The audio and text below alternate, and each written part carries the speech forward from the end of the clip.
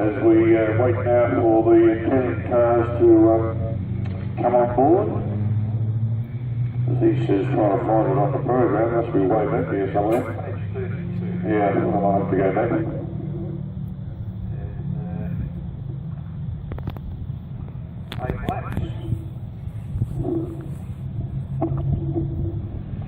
And thinking al fresco cafe as well, the boys down there, not bringing any payola at all, but they gave us a lovely cup of coffee here and a little bit of cake.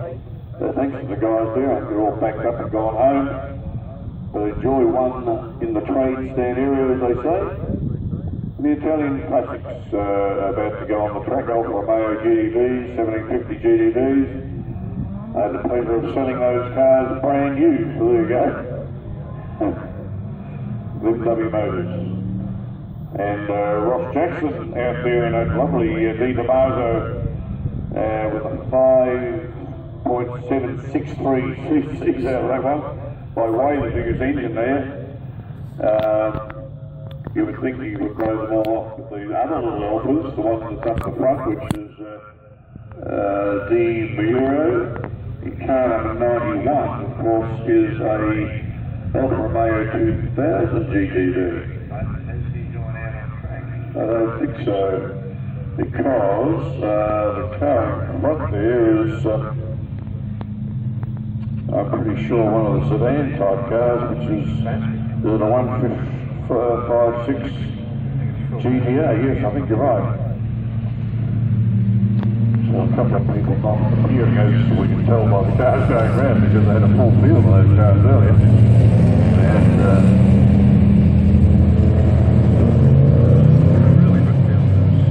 well, they had 17 cars originally. I only see 1, 2, 3, 4, 5, 6, 7, 8 cars there at the moment, so that's a shame.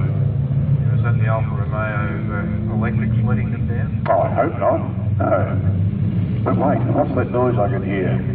Oh, the rusting a little bit. No, only joking. I own one of these little Alfa GTVs, a little 2 litre. What a sweet little car there was. Car I traded in with an old chap up here in Winton, in actual fact, and pizza shop owner.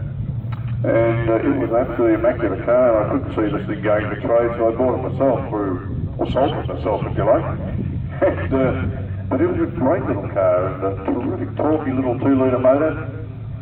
Travel everywhere in sort of 4th and 5th gear, you didn't have to put too much onto it, but nicely presented car and no rust. That was a bonus. Oh yeah. Good friend of mine in Hillsville's got the 6-cylinder version, and that sounds beautiful when he gives that a bit of stick, that nice 6-cylinder engine note that we get out of those cars. Yep. The Alphas have produced some really, really nice cars over the years. And of course, we should always say that's not a car, that's an Alfa Romeo. Exactly, yes.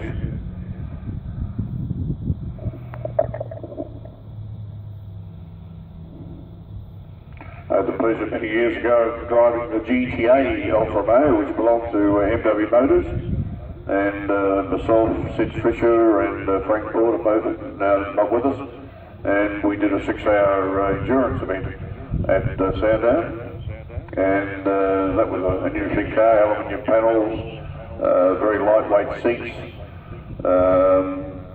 twin ignition type car, just a lovely motor car, a little 1600cc motor. But we got the race underway, and we got the bigger, look at Ross Jackson coming through there, pushing his way through the 2nd gear, the 2nd spot I should say, he's probably still in 2nd gear. And through the SSA Cup, everyone appears to have got themselves through okay. Ross Jackson should really be able to put his foot into this and pick himself up a place somewhere. He did tell me the other day that he's sort of starting to drive a little bit more gentlemanly and not worrying about trying to win everything, but Mrs. ain't come over the eyes and he sees himself in 2nd spot. Could very well do.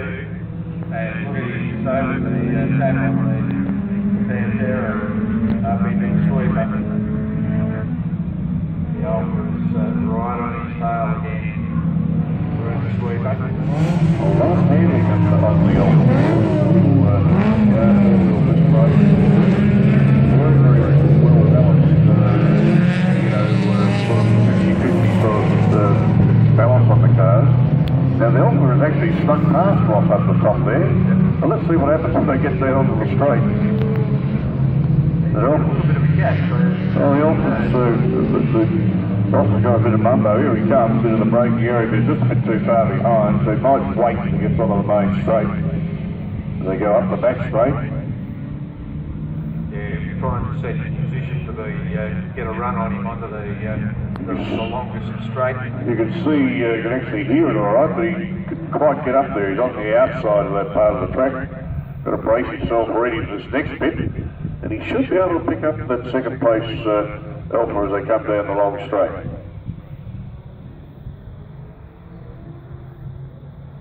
Blasket gets through there for first place, and yes, Ross Jackson just picked him on that's Aaron's into third place, and so this is going to be a bit of a race amongst these two. I reckon Aaron seems to have the handling and what have you.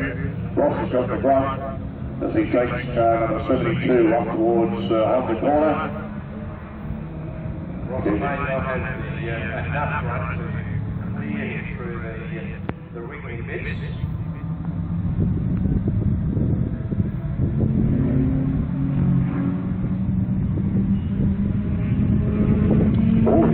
He's awfully close there. He's having a close look at the riding on the tail now, so I'm going to show you.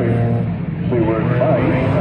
It's up to the tank corner, we used to call it. The Alpha part. Again, that's why I say the Alpha is very difficult. The switches up the top, with speedage as we call it, and up towards the top of the back straight. And Ross is going to do it all over again. The Alpha's got much more area now in front of him. And Ross has to get onto the picture again. The big 351cc or the big Ford 351 that's in the back of the Pantera. Got plenty of mumbo. But I don't think the handling and the braking is there just as we speak. Much heavier car, of course. Perhaps not as well balanced as No, I don't think so. Very tailing sort of a car, big heavy weight over the tail. Yeah, so 351's got a lot of car size. Okay, so Blasket doing quite nicely with a 140.9. Very popular in the European touring car category, those Alphas. Look back on some of the earlier videos, and there's a good dice going on there for is that between Cherry and Valentio in the two Alphas. They're really pretty Alpha there. That car number 32 in the traditional sort of Alpha type racing colours. Definitely covering a line down into turn one.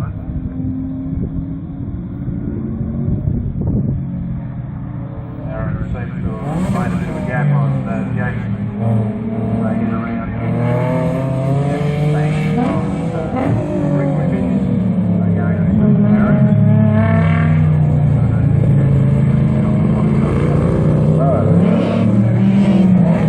Ross Jackson's son actually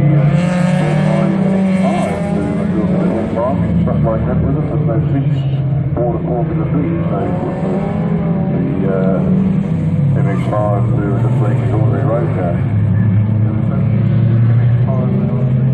No, it was another one. Yeah.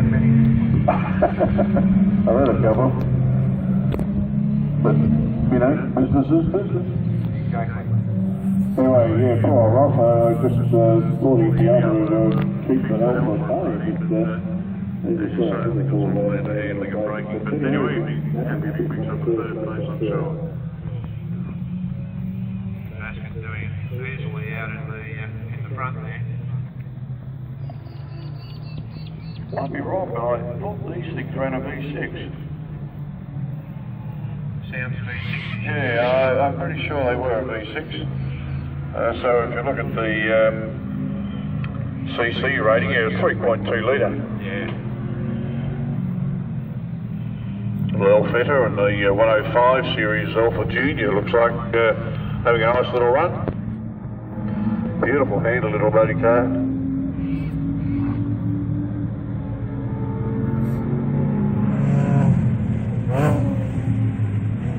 And of course, let's not forget the fixed again Tony. See it down back in 38. Also Mr. Budgie, yeah. And They're Alpha Sud. See the Alpha Sud there? They ran a series, the Alpha series up in Amaroo and around New South Wales. Derbies used to be as well, because all the guys, well-known drivers, used to get into these things. And my good friend Frank Porter got ended up. He had a business called Alpha City, and he drove one of those with his name all over it. Anyway, someone tipped the back of him while on a very tricky little corner, up over she went. Good old Colin Bond and Dick Johnson, all those sort of guys got into that. Yeah, the names used to be in the Alpha Sud series, and as you say, they did a few months back.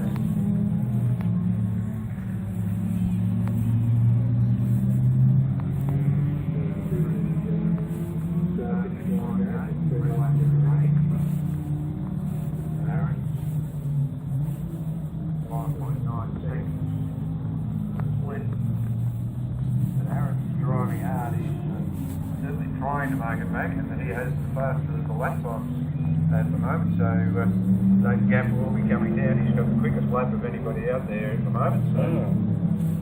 Talking all things Alpha, of course, who could not forget the Beninka boys running their cars, the turbocharged Alphas. Yeah. Oh, beastie things they were, flames out the back and plenty of power, but I don't think the reliability was there, as I recall. Tended to expire a little.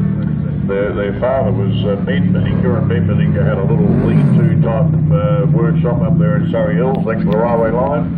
In those days they ran a little Fiat 1100 TV, and Ben would be working on my car with his old, dirty old nuts going on, and a little bit like Phil Irving, a cigarette hanging out of his mouth with an ash about as long as a cigarette. Somehow it just fell into the edge, I don't know.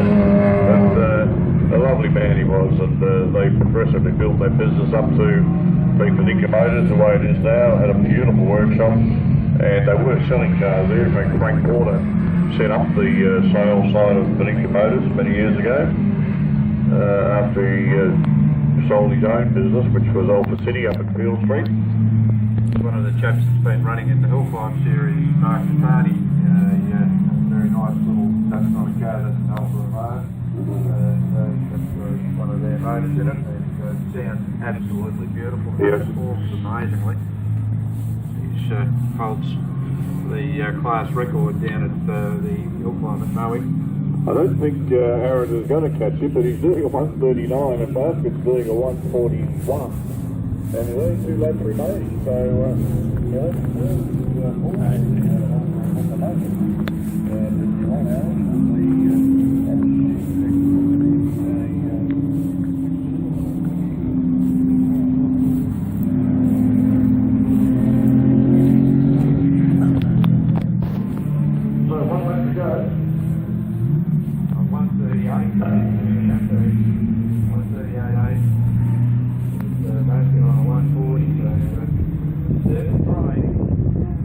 I think he's going to run out of time.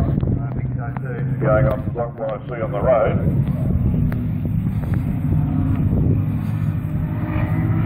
Nice looking car on the road, the white Elfetta GTV. Jackson's still pushing hard.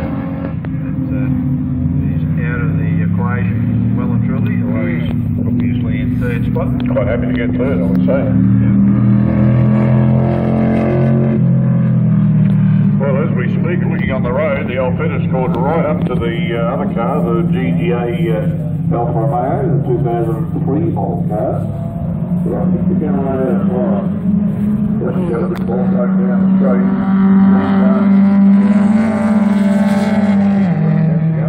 Great. So they rush out of this hard braking area to the left-hand corner, down towards the back of the track.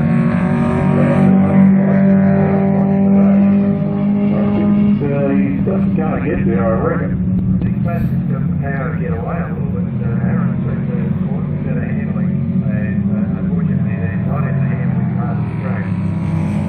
How I think the track is right. On first track.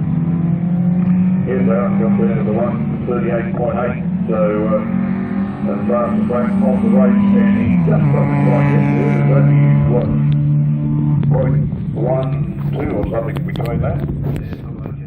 Oh, very good race. Give them a round of applause, ladies and gentlemen. The last event of the day. Give them a big clap as they go over the line. Well done. Car 156, Outfit going over. Aaron's is in second. Jackson will come in for an easy third gear. Smaller shifts, I think third gear before. I got that. I have got gearboxes on the brain. Well done to Ross Jackson. And he'll have his car back down to the boys there at Lilydale for some tuning, which he don't normally do. And a bit of a run of the line there with the last two cars that were going across there. That's the Shelly and Horatio. A second, something like that between them. That was a good run. Well, fantastic. Okay, ladies and gentlemen, thank you very much for coming along to Winton Motor Raceway today. It's thanks for hanging on there for the last event. And Winton Festival of Speed, of course, brought to you by Shannon's VHRR, Winton Festival of Speed, Handriding Cool Drive, and many other sponsors for the event. So thanks again. We've had a good slate of motor racing weekend. And big one at Sandown for the 10th and 11th of November. And then a bigger event again, of course, the Good Island event. 9, 10, 11, whatever it is,